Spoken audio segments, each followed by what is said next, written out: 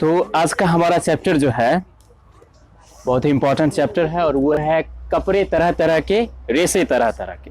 Chapter का नाम क्या है? ये क्लास 8 की विज्ञान जो होता है साइंस, उसका चौथा चैप्टर है। कौन सा चैप्टर है? चौथा, यानी 4 नंबर पर जो रहता है ना, वो चैप्टर है। देखो, इस चैप्टर के अंतर्गत हमें जो है पढ़ना है कपड़ों के बारे में। किसके बारे में? कपड़ों के हम लोग जो है तरह तरह के कपड़े पहनते हैं ना, तो आखिरकार उसके बनने की प्रक्रिया क्या है, क्या प्रोसेस है, उस सब के बारे में पढ़ेंगे। आखिरकार उस जो बनता है वो रेशा क्या कहलाता है, किस रेशा के बनता है। नहीं ए बाबू, शांत रहना, हल्ला नहीं करना। देखो, तो सबसे पहले जो कपड़े की सबसे छोटे कण जो होते हैं, छोटे अणु जो होते हैं, उसको रेशा कहा जाता है। तो हमें जानना होगा कि रेशा के बारे में, आखिरकार रेशा किस तरह से होता है, कहाँ से प्राप्त होता है, कैसे प्राप्त होता है। नहीं, तो देखो, सबसे पहले हम लिखे हैं रेशा। रेशा को अंग्रेजी में कहते हैं फाइबर। क्या कहते हैं? फाइबर। देखो, तो रेशा क्या होता है? तो हर कपड़ा रेशे से बना होता है। जितने भी कपड़े हैं सभी किससे बने होते हैं? रेशे से। नहीं, अब देखो, तो यह एक बहुलक होते हैं। क्या होते हैं? बहुलक होते हैं, जो छोटे छोटे अणु से मिलकर बने होते हैं। बहुलक अब क्या होता है? बहुलक आगे हम बताएं। यानी इतना जान लो कि रेशा एक प्रकार का बहुलक होता है, विशेष प्रकार का, जो छोटे छोटे अणु से मिलकर के बना होता है। किससे बना होता है? छोटे छोटे अणु से मिलकर के बना होता है। अब देखो, बहुलक क्या होता है? बहुलक को अंग्रेजी में कहते हैं पॉलीमर। क्या कहेंगे? पॉलीमर कहते हैं अंग्रेजी में बहुलक को। तो यानी रेशे के छोटे छोटे अणु को आपस में मिलाने पर एक बड़े अणु का निर्माण होता है। यानी इतना जान लो कि छोटे छोटे अणु होते हैं, छोटे छोटे रेशे के अणु होते हैं, उनको मिलाने पर एक बड़े अणु का निर्माण होता है। उसको जो है हम लोग कहते हैं बहुलक। क्या कहते हैं उसको? बहुलक। यानी हमें समझ में आ गया कि रेशा किसे कहते हैं। तो हर कपड़ा रेशे से बना होता है और यह एक बहुलक होते हैं, जो छोटे छोटे अणु से मिलकर के बने होते हैं। ठीक, उसके बाद बहुलक पॉलीमर की यदि बात करते हैं तो रेशे के छोटे छोटे अणु को आपस में मिलाने पर एक बड़े अणु का निर्माण होता है। किसका निर्माण होता है? बड़े अणु का निर्माण होता है, जिसे हम लोग बहुलक कहते हैं। ठीक, और बहुलक के बनने की प्रक्रिया को जो है बहुलीकरण कहते हैं। क्या कहेंगे? बहुलीकरण, यानी पॉलीमराइजेशन इसको कहते हैं अंग्रेजी में। देखो, उसके बाद जो है रेशा के प्रकार। क्या है? रेशा के प्रकार। अब रेशा के बारे में तो हम लोगों ने देख लिया कि रेशा क्या होता है। अब रेशा के प्रकार, तो रेशा को 2 भागों में बांटा गया है। कितने भागों में बांटा गया है? 2 भागों में। सबसे पहला भाग जो होता है उसको कहते हैं हम लोग प्राकृतिक रेशा। क्या कहेंगे उसको? प्राकृतिक रेशा।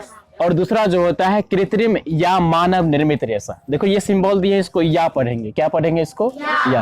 कृत्रिम या मानव निर्मित रेशा। अब देखो, प्राकृतिक रेशा यानी नेचुरल फाइबर्स। प्राकृतिक रेशा यानी नेचुरल फाइबर्स। तो वैसे रेशे जो पौधों तथा जानवरों से प्राप्त होते हैं, यानी वैसे रेशे जो पौधों तथा जानवरों से प्राप्त होते हैं, उसे जो हम लोग कहते हैं प्राकृतिक रेशा। उसको क्या कहेंगे? प्राकृतिक रेशा। अब देखो, जैसे कि हम अब पौधों और जानवरों से कौन कौन से रेशे हैं जो प्राप्त होते हैं, तो देखो लिखे हैं पौधों से प्राप्त रेशा और जानवरों से प्राप्त रेशा। तो सूती और पटसन, ये जो होता है ये पौधों से प्राप्त होते हैं। सूती और पटसन, ये सब रेशा का नाम सुना है तुम लोग, कपड़ा जो बनता है ये सब का। उसके बाद है जानवरों से प्राप्त रेशा, वो होता है ऊन और रेशम। ये दोनों जो है जानवरों से प्राप्त होते हैं। जानवरों से प्राप्त रेशे ऊन एवं रेशम हो गए और पौधे से प्राप्त रेशा सूती एवं पटसन हो गया। कई बार एग्जाम में पूछ चुका है कि बताइए ये रेशम किससे प्राप्त होते हैं, तो ऑप्शन रहते हैं एक जानवरों से। किससे प्राप्त होगा? जानवरों से। और जानवरों में किस जानवर से प्राप्त होते हैं? देखो यहाँ जो है ना हम लिख दिए हैं नोट में। तो ऊन जो होता है ये भेड़ से प्राप्त होते हैं, यानी भेड़ का जो ऊपर वाला हिस्सा होता है ना, चमड़ी का, यानी केस वगैरह जो बोल सकते हैं हम, हाँ, तो उस तरीके से। तो वो ऊन जो होता है भेड़ से प्राप्त होता है। उसके बाद रेशम जो होता है ये रेशमी कीड़ों से प्राप्त होता है। कीड़ा होता है एक विशेष प्रकार का, जिसको रेशमी कीड़ा कहा जाता है, उसी से जो है रेशम प्राप्त होता है। सिल्क वॉर्म कहते हैं उसको अंग्रेजी में। क्या कहेंगे उसको? Silk worm. अब देखो, अब यहाँ तक हम लोगों ने देखा कि रेशा क्या है। नहीं, रेशा के छोटे छोटे कण जो होते हैं और फिर बड़े कण का निर्माण होता है, उसे बहुलक कहते हैं। और बहुलक के निर्माण की प्रक्रिया को बहुलीकरण कहते हैं। उसका रेशा के प्रकार के बारे में हम लोगों ने देखा कि रेशा 2 तरह के हो सकते हैं, एक मानव निर्मित रेशा और एक प्राकृतिक रेशा। तो प्राकृतिक रेशा वैसे रेशे होते हैं जो पौधों और जानवरों से प्राप्त होते हैं। पौधों और जानवरों से कौन कौन से रेशे प्राप्त हो सकते हैं? तो एक हो गया सूती और पटसन, ये पौधों से प्राप्त होते हैं। और ऊन और रेशम, ये हो गया जानवरों से प्राप्त होते हैं। उसके बाद हमने देखा कि ऊन जो है भेड़ से प्राप्त होता है, जबकि रेशम जो है एक विशेष प्रकार की कीड़ा, जिसको रेशमी कीड़ा कहते हैं, उससे प्राप्त होता है। उसके बाद देखिए यहाँ पर सूती, पटसन, ऊन, रेशम, इस सब के कुछ गुण हैं और कुछ अवगुण भी हैं। तो पहले हम उसको देख लेते हैं, उसके बाद जो है हम देखेंगे आगे। तो देखिए, तो सूती कपड़ों की यदि बात करते हैं तो सबसे पहले इसके गुण के बारे में देखते हैं। किसके बारे में देखते हैं? गुण के बारे में देखते हैं। यह हल्का एवं आरामदेह होता है। क्या होता है? हल्का एवं आरामदेह, यानी पहनने में एकदम आसान लगे, हल्का लगे, महसूस एकदम अच्छा खासा हो। तो उसको इसका पहला गुण हो गया। दूसरा गुण, यानी गर्मी के मौसम में ठंडक महसूस कराती है। ये गर्मी का मौसम होता है ना, तो उसमें जो है ये ठंडक महसूस कराती है। उसके बाद जो है ना, यह स्वास्थ्यकर होता है। स्वास्थ्यकर कहने का मतलब इसका जो है स्वास्थ्य पर प्रभाव नहीं पड़ता है, बल्कि जो है ना स्वास्थ्य ठीक रहता है, अच्छा रहता है। तो ये हो गया गुण सूती कपड़े के। किसका गुण हो गया? सूती कपड़ों का। अब देखो, उसके बाद जो है इसका दोष भी होता है, अवगुण भी होता है। कहा जाता है कुछ भी चीज आया है, नई चीज आया है, तो उसके गुण के साथ साथ कुछ ना कुछ अवगुण भी होते हैं। तो इसके भी कुछ अवगुण है। जैसे देखिए, धूल कण आसानी से फंसते हैं इसमें। क्या होंगे? धूल कण जो है आसानी से फंसेंगे, और उसके बाद पानी में डालने पर जो है ना ये सिकुड़ जाएंगे, यानी सिकुड़ जाते हैं। सूती वस्त्र को ये पानी में डालेंगे तो क्या हो जाएगा? वो सिकुड़ जाएगा। उसके बाद जो है कपड़ों में सिलवट या शिकन जो है ना जल्दी पड़ जाते हैं, इसलिए जो है ना इसमें इस्त्री करनी पड़ती है। सिलवट, जब सिल्वर करने का मतलब फोल्डिंग हो जाता है, फोल्ड हो जाता है, मोराड़ नहीं जाता है, सिकुड़ जाता है। तो इस तरीके से जो है तो उसको जो है ना इस्त्री करना पड़ता है। उसका रंग हल्का हो जाता है, धोने के बाद जो है ना इसमें रंग हल्का हो जाता है। रंग नहीं कहते हैं कि इसे रंग गिर गया चाहे झड़ गया, इस तरीके से। उसके बाद जो है फफूंद लग जाते हैं। फफूंद एक प्रकार का, विशेष प्रकार का जो है ना लग जाता है, वो कवक लग जाता है, माइक्रोब्स होता है वो, तो फफूंद लग जाता है एक प्रकार। उसके बाद जो है हमारा रेशम कपड़े। क्या है?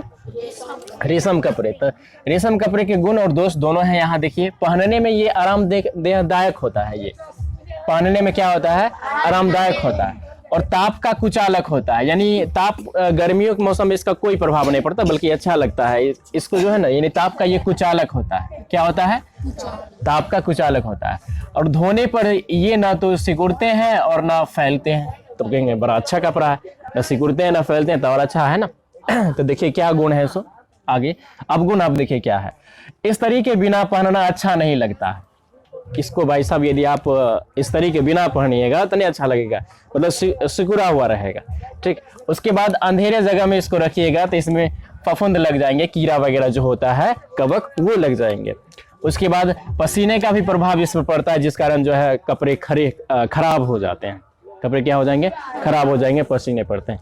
तो यानी अवगुण है। तो इन सबको, उसके बाद जो है यहाँ बचा हुआ है हमारा ऊन और रेशम। ये दोनों जो है, इस दोनों का गुण अवगुण पढ़ेंगे। रेशम का तो पढ़ लिए, किसका किसका बचा हुआ? ऊन का और पटसन का ना, ऊन और पटसन बचा हुआ। तो हम लोग जो है अगली क्लास में पढ़ेंगे इसके बारे में। तब तक जो है आप इतना को अच्छी तरीके से प्रिपेयर कीजिएगा। ठीक, तो मिलते हैं फिर अगले क्लास में। Bye and good night, take care, have a nice day.